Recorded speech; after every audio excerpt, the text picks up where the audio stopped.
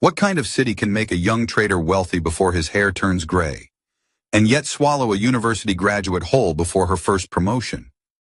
What kind of place rewards audacity more than preparation, movement more than stability, instinct more than certainty? There is a city on the Atlantic edge of West Africa where sleep is treated almost like a character flaw. A city where opportunity does not knock, it circulates. But here is the quiet truth few outsiders understand.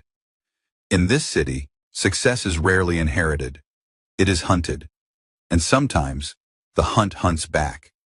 Before the glass towers, before the endless traffic, before the language of venture capital and tech ecosystems, there was water. Not decorative water, living water. Lagoons that breathed with the tide.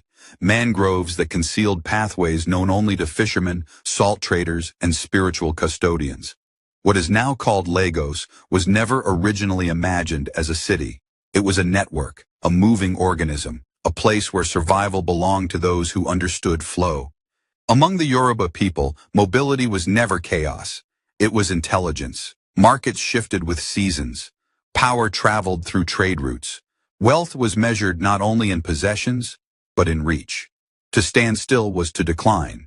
Even the lagoon taught this lesson daily. Water that refuses to move begins to rot. So the early inhabitants built a culture around adaptive motion, economic, social, even spiritual. You did not wait for stability. You learned how to remain balanced inside instability.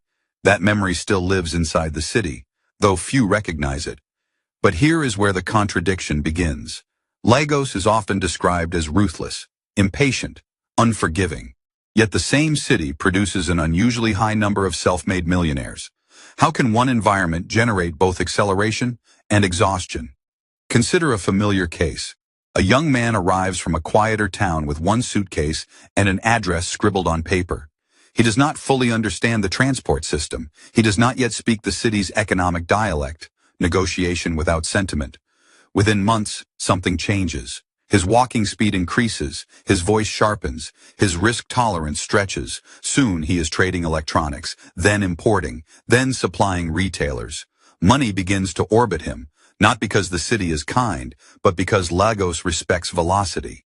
In this ecosystem, hesitation is interpreted as weakness. Now observe another arrival, a highly educated professional, structured, methodical, accustomed to orderly progression. She believes competence guarantees upward movement.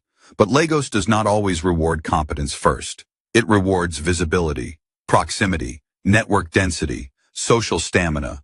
While she perfects her resume, others are perfecting access. Years pass, her qualifications deepen, yet the city seems to move around her rather than with her. This is not failure. It is misalignment with the city's operating logic. And Lagos is rarely patient with misalignment. Long before modern finance, the lagoon markets operated on an unwritten hierarchy of awareness. Some traders watched prices, others watched people, but the most powerful watched patterns. They sensed scarcity before it appeared. They redirected goods before demand peaked. Their advantage was not strength, it was perception. That indigenous intelligence still governs the city, though it now wears the clothing of entrepreneurship. The contradiction becomes clearer. Many arrive believing Lagos is a ladder. In truth, it is more like a current. Ladders reward careful climbing. Currents reward directional instinct. Fight the water, and exhaustion is guaranteed. Read the water, and distance becomes effortless. Now the consequence. When a society forgets the original intelligence that shaped its environment, it begins to misinterpret outcomes. Outsiders often conclude that Lagos succeeds because it imitates Western commercial models. But imitation alone cannot explain the city's unusual capacity for rapid self-reinvention. Something older is at work. An inherited psychological posture, alertness, improvisation, economic courage. Yet there is a cost. A city built on perpetual motion rarely teaches its people how to rest without guilt. Burnout hides behind ambition. Loneliness disguises itself as independence. And millions quietly measure their worth against a skyline that never stops rising. The tragedy is not that Lagos breaks people. It is that many break themselves trying to negotiate with a rhythm they were never taught to hear. So what is the hidden clarity? Lagos is not chaotic. It is patterned, but at a frequency many have never learned to detect.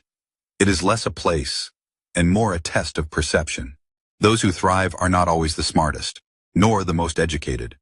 Often, they are the most adaptive readers of human energy. They sense where attention is moving, where capital is gathering, where tomorrow is quietly forming. The ancient lagoon logic persists. Flow with awareness, and the city expands you. Resist the flow, and the same city compresses you.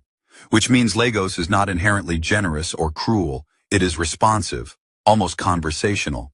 It asks only one question of everyone who enters. Can you move without losing yourself? Because the deepest wealth this city offers is not money. It is transformation. But transformation, as every indigenous wisdom keeper understood, is never comfortable.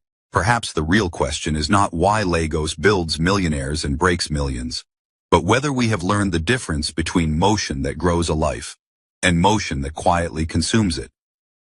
If this reflection widened your understanding of Africa's living cities, consider subscribing to the African Lens Tales, liking the video, and sharing your thoughts below, because informed citizens are not formed by noise, but by deeper seeing.